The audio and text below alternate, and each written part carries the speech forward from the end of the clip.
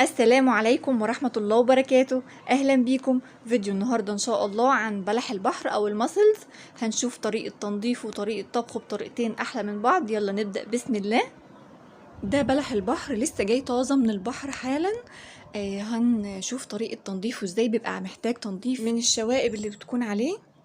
زي ما انتم شايفين بيبقى زي ما يكون عنده شنف كده أو شوائب، كل ده بيتشال. الحته اللي انتوا شايفينها دي بنشدها كده بالسكينه، بتطلع على طول وتبقى نظيفه وزي الفل. كمان بالسكينه ننضف كويس ظهر بلح البحر من كل جنب، ننضف كويس ونشيل اي شوائب ملتصقه بيه.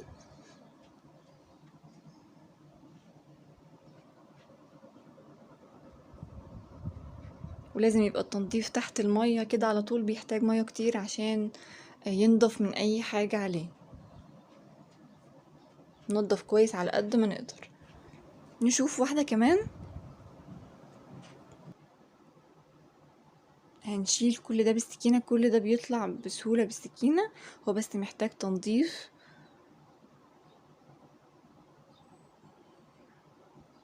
وبيتشال بكل سهولة بالسكينة. ننضف جامد وتحت المية الجارية. كل الحاجات دي بتروح مع الغسيل زي ما انتم شايفين. بلح البحر ده طازة، بيتباع في الأسواق. ممكن كمان تلاقوه في الهايبر ماركت مجمد، حسب بقى البلد اللي انت فيها. تلاقيه عندك بيتباع طازة في الأسواق، يا تلاقيه مجمد في الهايبر ماركت.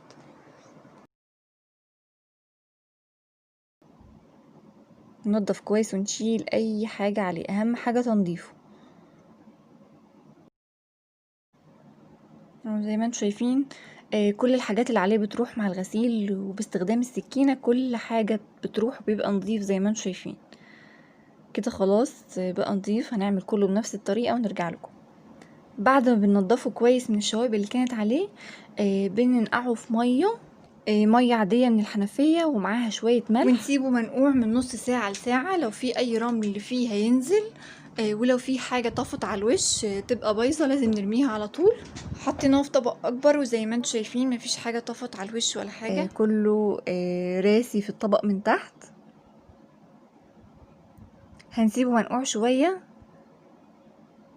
وبعد ساعة تقريبا شلناه من المية. نشيله بالراحة عشان لو في رمل ما يجيش معانا، وبرضه نغسله كويس عشان لو في اي رمل ينزل. نغسله بالمية عادية من الحنفية، نغسله كتير قوي لحد ما يبقاش فيه رمل خالص ويبقى نضيف، ونصفيه في مصفى كويس. وبعدين نبدأ اول خطوة.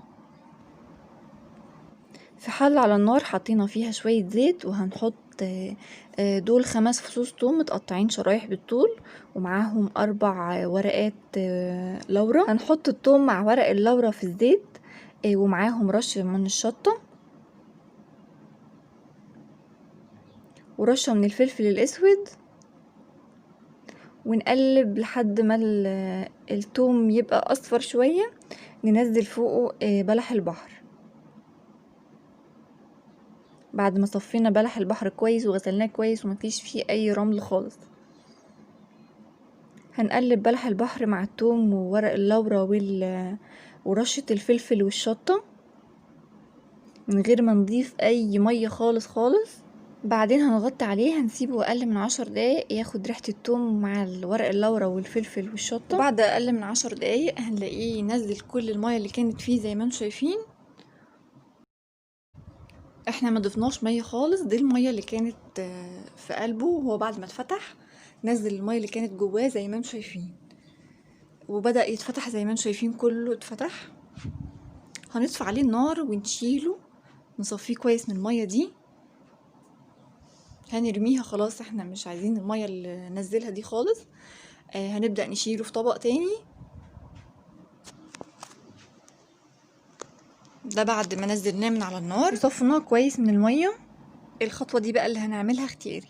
ممكن نكمل الطبخة زي ما هو كده بحالته من غير ما نفتحه ولا اي حاجة، نكمل بيه الطريقة عادي. او اننا زي ما بنعمل كده بنشيل اللي بنفتحه، نسيب الجزء اللي فيه اللحم والجزء الفاضي بنرميه.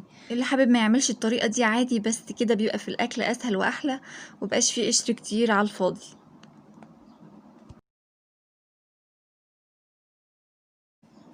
فتحناه بالشكل ده وقسمناه على طبقين عشان هنعمله بطريقتين احلى من بعض. اول طريقه هنعمله بصوص الكريمه. اول حاجه في طاسه على النار او حله او اي حاجه متاحه، هنحط شويه من الزيت وفيهم بصله متقطعه،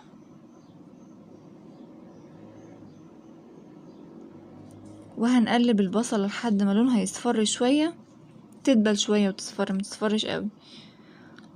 هنضيف للبصل معلقه من الثوم المتقطع صغير، ونقلب البصل مع الثوم.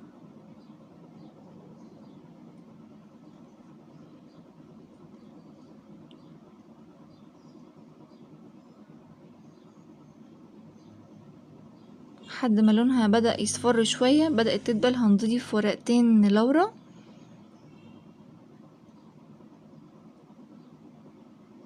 ونقلب ورق اللورا مع البصل لحد ما الريحة بتاعته تطلع.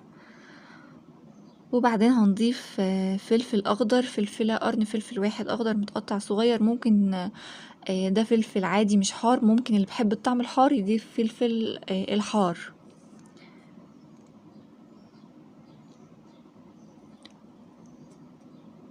هنضيف كمان معلقتين من الصلصة،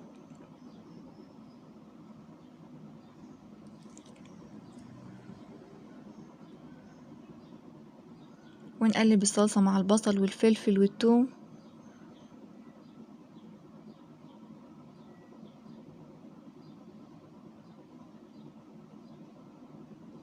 هنسيبها دقيقتين بس، وبعدين هنبدأ نضيف بلح البحر، نص الكمية اللي معانا،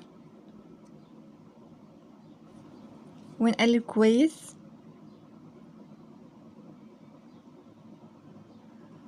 هنضيف نص معلقة صغيرة من الجنزبيل فريش مبشور،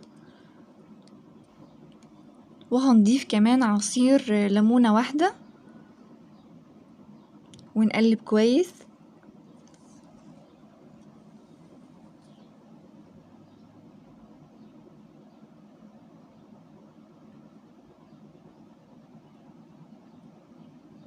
هنضيف كمان كوباية من المية،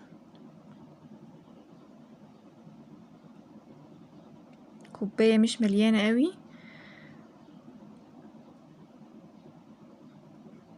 وهنضيف شوية من الفلفل الأسود وشوية من الكمون، وهنضيف معلقة صغيرة من الملح، وهنقلب كويس كل المكونات مع بعض.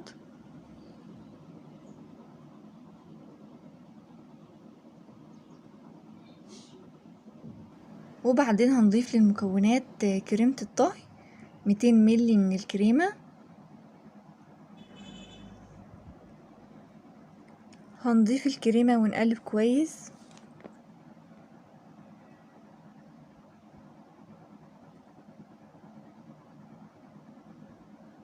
بعدين هنسيبه على النار لمدة 10 دقايق او اقل، ما بياخدش وقت على النار. وخلاص كده بقى جاهز معانا، والريحة طالعة حلوة قوي. هنسيبه بقى، نطفي النار وننزله من على النار ونبدأ نحضر الطريقة التانية بلح البحر بشوربة بس من غير كريمة. في حلة على النار نحط فيها شوية زيت، وهنضيف للزيت بصلة متقطعة صغير، ونقلب البصلة لحد ما تدبل. نضيف ليها برضو معلقة من الثوم متقطع صغير، ونقلب البصل مع الثوم. اما اللون بتاعهم يصفر شوية هنضيف عليهم فلفل اخضر متقطع صغير، ده فلفلة واحدة، وممكن تضيفوا الفلفل الحار. وضفنا كمان طماطمية متقطعة صغير، نضيف كمان ورقتين لورا وفص حبهان، ونص معلقة صغيرة من الجنزبيل الفريش المبشور. وهنقلب كل المكونات مع بعض.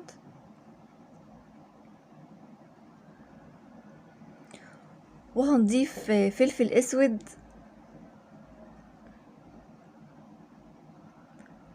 وكمون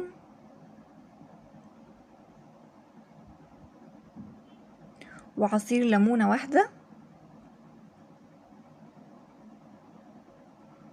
وبعدين هننزل بلح البحر فوق المكونات، ونقلب كويس، وبعدين نضيف معلقة صغيرة من الملح. هنضيف بقى كوباية مية كبيرة، ممكن تزودوا المية حسب الرغبة، دي اللي هتبقى شوربة.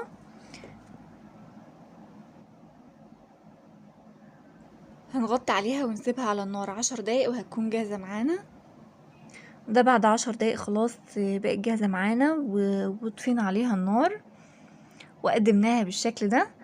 شوربة بلح البحر اللذيذة، ريحتها طالعة جميلة جدا وطعمها احلى كمان من اللي بتتعمل في المطاعم. وكمان معانا هنا اللي بصوص الكريمة، بلح البحر اللي بصوص الكريمة. هنقدمه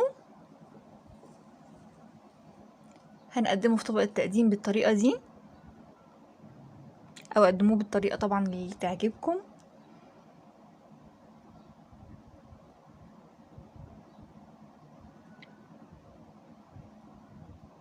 قدمناه بالشكل ده.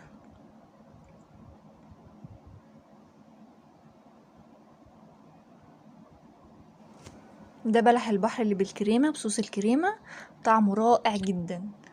وكمان معاه ده صوص الكريمة، وكمان بلح البحر اللي بالشوربة. وده كان فيديو النهاردة، بلح البحر بصوص الكريمة وبالشوربة. طعمهم بجد حكاية، طعمهم جميل جدا، حلو قوي. الطبق ده هتلاقوه في مطاعم المأكولات البحرية بأسعار غريبة كده. تقدروا تعملوه في البيت بكل سهولة، وطعم لذيذ جدا وحلو قوي، ان شاء الله يعجبكم. وبألف هنا جنب العيش والطحينة بقى. يا رب يكون فيديو النهاردة عجبكم. لو عجبكم الفيديو ياريت ما تنسوش اللايك والشير والاشتراك في القناة، وفعلوا الجرس عشان يوصلكم كل جديد. والسلام عليكم ورحمة الله وبركاته.